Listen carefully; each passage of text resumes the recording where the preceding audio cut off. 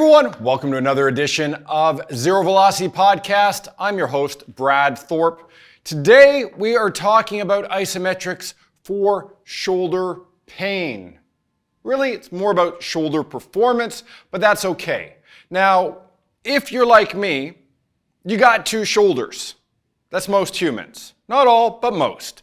So we're going to basically orchestrate the conversation today to sort of say, okay, all humans got two shoulders. When we're starting to talk about the shoulders, what are we talking about? Well, I don't really have huge ones. So my nickname in high school was like Trout and T-Rex because I got short arms too. So it wasn't necessarily fair. Kids are cruel, but we forgive them and still love them. Shoulder stuff though. So what we're going to do is going to pull up a slide here, just because a lot of people don't actually know the structures of the shoulder.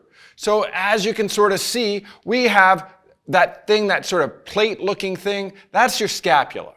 And then that bone coming up into that scapula is called your humerus. And now on the front side, you got this bone here called your clavicle. So that's what we're talking about when we're talking about the shoulder joint, right? The shoulder complex consists of that thorax, so that's that rib cage underneath, and that scapula sitting on top of that. So that's involved in the conversation. Some people will call that sort of a sliding joint because they're kind of like, blunted together. It's kind of like your knee joint. You have your femur and your tibia, and they kind of just are held together and through muscle and tendon and ligaments and stuff like that. It's kind of the same thing. Now, the scapula doesn't have any proper ligaments holding the shoulder blade to the thorax, just to let you know that. Now, this is where it gets really complicated, right? Because a lot of people don't understand that there's ligaments that actually hold your shoulder joint together, like that humerus into the scapula and onto the collarbone or your clavicle. So we got this from Shoulder Docs UK. It was probably the best little description of all the shoulder ligaments. And now what we're looking at basically is there's four primary ones. The glenohumeral ligament that forms what's called the joint capsule really consists of a superior, middle, and inferior component. So let's say that's three different versions, but for lack of conversation today, we're going to lump that into one. Then you got your coracoacromial ligament. Now, if you know where the coracoid process is, and then from there, it's basically the acromion going to that coracoid process. And then you got the coracoclavicular ligament. And then you have this thing called your transverse humeral ligament. And that holds down your long head bicep tendon. And your long head bicep tendon kind of comes up here. You got a bifurcated point on the bone and basically on the lateral side. And you got a medial side. And what happens is that tendon of your long head bicep comes up and it actually forms into that superior aspect of that joint capsule. One thing I'm going to show you guys, what I want to do, so I got my dog bag, my poo bag, because it's really important to demonstrate stretching with a poo bag. And you want to know why? Well, it's plastic.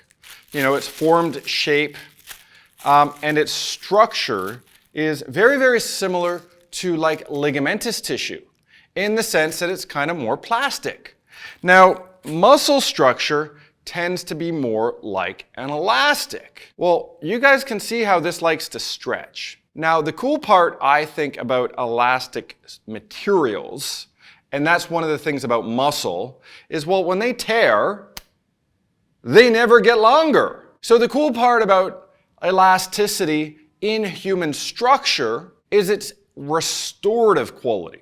Right? It goes back to where it wants to. Now, when you're looking at aging from fetal development to babies all the way through, so let's say this is a deltoid muscle.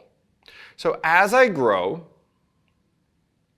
the bones are going to grow apart, and that elastic becomes tense, right? It becomes stronger. It becomes a little bit more resilient.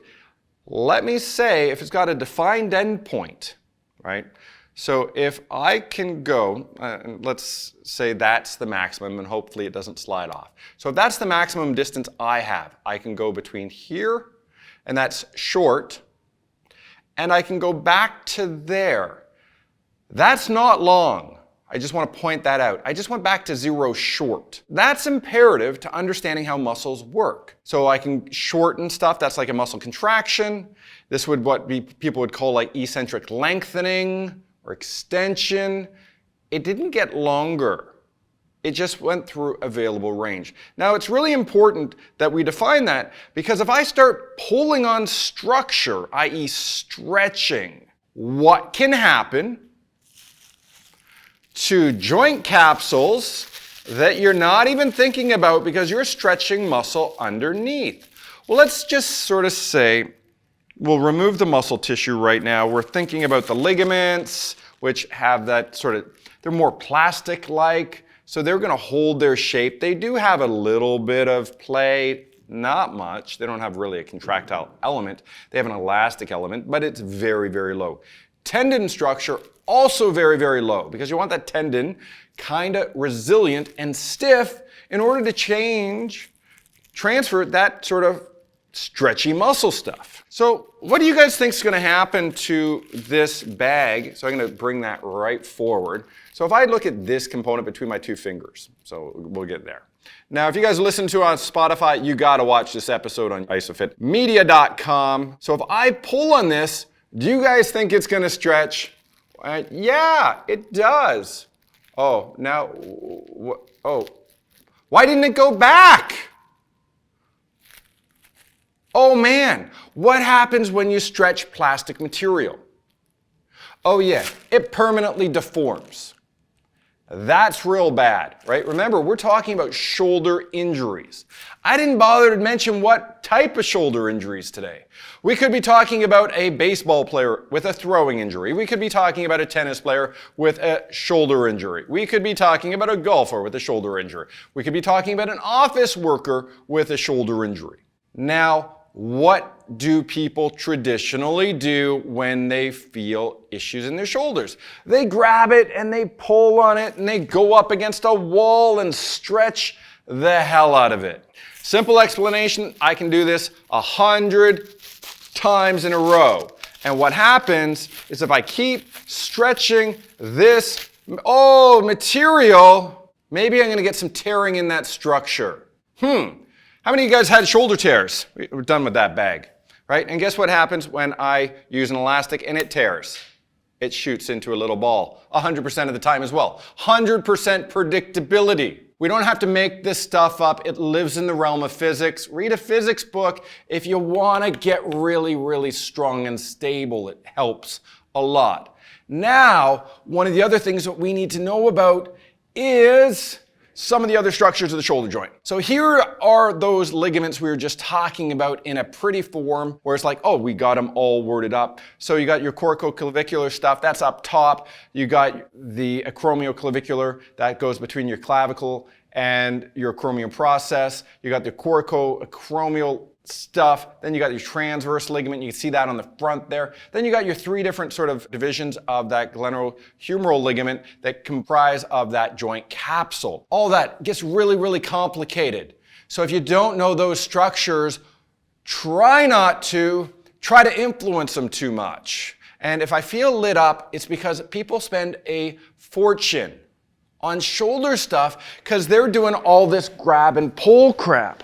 And what happens, and if you're over here doing this up against the wall, it works. It really, really, really, really works. And you work and you stretch it, and then it doesn't work so well. But the pain might have gone away, but the pain wasn't the issue. The pain was an indication that there was a problem. The problem might have been poor muscle function. Like if my pec is quote unquote feeling tighter than the stuff on the back, it is adaptively shortening. It's going to cause internal rotation. It's going to cause protraction because that's what the pec does. Don't loosen it. Please, to God, don't loosen it.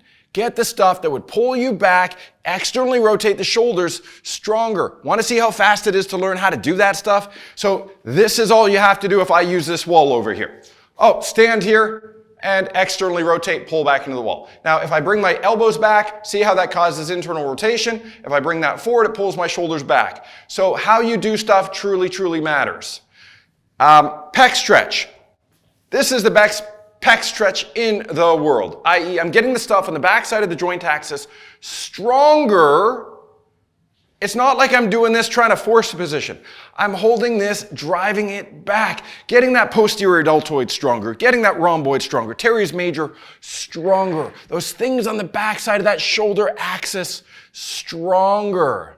Now what we're going to do is we're going to sort of explore the muscles just a little bit. But prior to that, like, look at the complexity of this shoulder joint. Right? And you can look at this. You got things like bursas, you got the anterior cavity, you got fibrous joint capsules. All this stuff is like so cool. And this is in an externally rotated shoulder position, front facing. So you're looking at my front in this scenario. It's crazy complicated, this shoulder stuff. So we're going to get past that because you guys aren't here to get your PhD in shoulder mechanics. You're here to learn a little bit of stuff. Well, guess how many muscles are involved?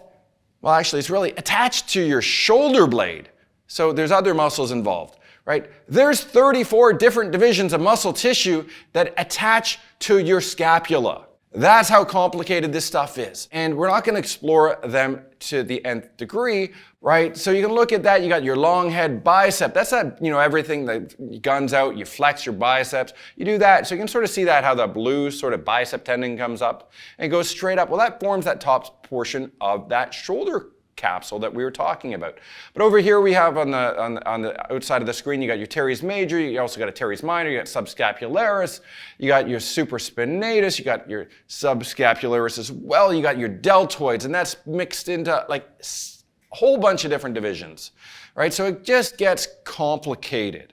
That doesn't mean don't go learn it. If you're a professional prescribing exercise to people, you really need to learn this stuff inside out, because if you're just going like, oh, do a shoulder press, do a lateral raise with no conscious thought, the direction of force and the direction of effort truly, truly, truly matter. Here's the thing. So you can look at that and you go, wow, why would that be highlighted? Look at all those nerves in that shoulder. And what you can do when you start having muscle weakness, you can start influencing that nerve structure. So let's say you had muscle weakness in that shoulder, right? We looked at that ligament, right, earlier that was plastic. Well, nerves have a little bit of extensibility, but not a great deal. So if you're grabbing and pulling, and this is quite a common injury in yoga, nerve damage, because you take your joints too far and you traumatize the nerve structure. It has a little bit of extensibility. It's kind of like one of those sticks that police officers use to whack people if there's riots. I forget what they're called, but those extension rods. That's kind of have some of the nerve structure in a nerve is. And another common thing that we can create is shoulder arthritis. It's getting quite common to the point they're now doing successful shoulder replacement surgeries. Excuse me. My voice somewhere went away. So that's kind of some of the things that we look at. So we look at nerve damage, we look at shoulder damage, and we're just going to bring that slide down, and we're just going to have an open and honest discussion for the next couple minutes about some things you guys can do at home, right? Because a lot of stuff that I just said leaves you going, oh my God, what do I do to resolve some of this shoulder stuff? So whether it's a tear, whether it's a sprain, whether it's a strain, and there's a difference between a sprain and a strain. One's related to the ligaments, one's related to the muscle structure. Now it's interesting, when I start looking at a muscle strain, right, that's when you strain the tendon. When I look at a ligament sprain, right, that's where you harm the ligament. According to the American Academy of Orthopedic Surgeons, a grade 1 ligament sprain is slight stretching of the ligament. So remember that. It's in the definition of an orthopedic injury. A type 2 is slight stretching with slight tearing. And like a level 3 is a complete rupture. Right? Now if I sort of pull back on my wonderful little dog bone, and I say all this stuff is here, right? So if I sit here and I start pulling on that and recognize the fibrous structure of your joint capsule is pretty thick. It's a whole bunch of these layers. That doesn't mean it can't get injured. That doesn't mean over the course of having muscle weakness, what happens is because your arm has a mass, and that's distractive. So if this sort of just sits here and hangs down, and it just hangs down, and you don't exercise, and you don't get it stronger, and over the course of your life, that's just mass, it's just stretching at a slow, slow rate, you can start to influence all that stuff. And that's bad, because that's going to lead to chronic pain. Now, if you go back to watch what we talked about last week, which was your neck stuff, all of these muscles, your shoulder, right? You have a muscle there called your upper trap. You guys know that. That's that one that gets like really kind of quote unquote agitated. You don't like it. You want to loosen it off. Last week we discussed how isometrics can help with neck pain. Well, if you have an unstable neck and your upper trap basically goes from your occiput, which is that back portion of your head, right here, down to about there, which is about C7. It runs across all the way over here, and then it comes around to the front. This is a muscle traditionally most people only try to loosen. They very seldom ever try to train it. And there's certainly no strategy outside of, oh, let's do a whole bunch of shrugs. That's better than nothing, and that's a very low bar that we're setting there. As opposed to, let's look at what the upper trap might do. Simple way you can train it, shrug that shoulder up and look up to the opposite side. Now, if you have blood pressure issues, that is also an vertebral artery occlusion test. So if you're going to do that exercise, focus on breathing. And don't hold your breath as you do these things. So simple exercise, shrug that shoulder, look up the opposite way, and all you're trying to do is approximate that tissue and that tissue there. And do that on both sides. And what you'll find is like shrug first, look opposite way, and it's like, oh, can I communicate to that tissue? That is a better way to start than just doing this. And this stuff you guys chronically do. What happens is there's so much mobility there that you're really not trying to do anything outside of, I'm searching for a nice spot. So when looking at shoulder stuff, it's like, okay, cool. Nothing wrong with going internal rotation. So if I turn that arm in and then pull it back and reach down, that's going to feel that in your latissimus dorsi, right? So if I turn, dun, dun, dun, yeah, I want to go that way. So if I'm pulling that back behind me, turning down and pressing down, you're going to feel that all through these lat muscles, right? But that's going to help cause a inferior traction almost, if you want to use that word, of that shoulder joint. Now, if I want to combat that, I may have to go into external shoulder rotation. And then from there, pulling that arm in. That gets into your rhomboids as well as muscles that are going to approximate here and here. So you get into your infraspinatus, your teres major, teres minor. So exercises like that. So those are some things that you can sort of do to offset that. But really what you want to do to help with shoulder positioning is really get good at this position here, turning that out.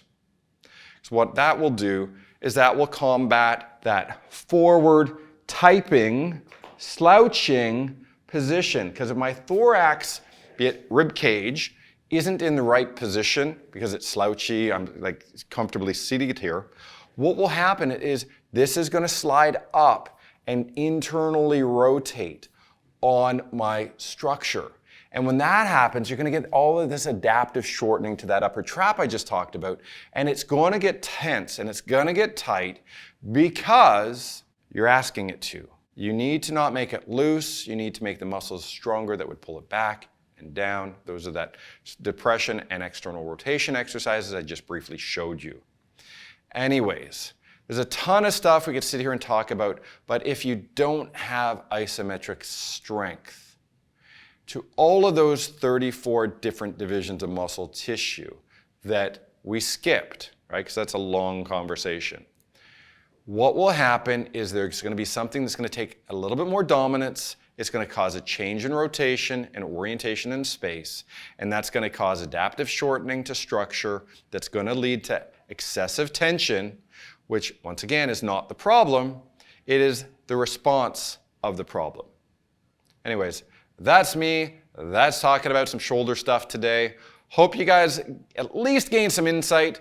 It's a complex subject that we can actually run a 4 or 5 day course on.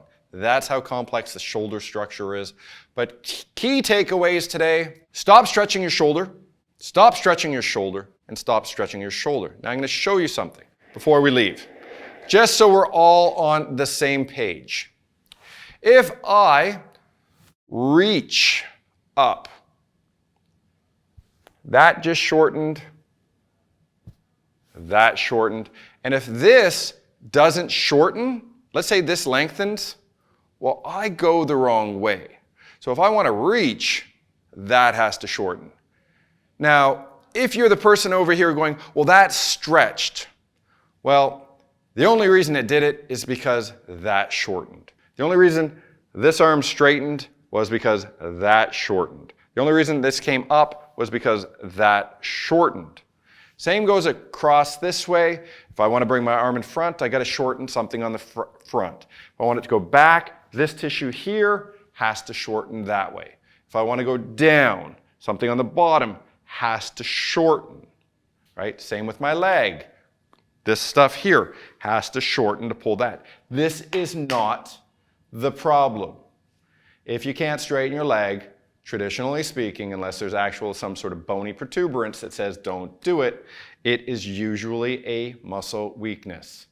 So if you restore that communication, and that's what Isometrics does to those muscles, you're going to improve your range of motion dramatically. Anyways, I will see you guys next week on the next episode of Zero Velocity.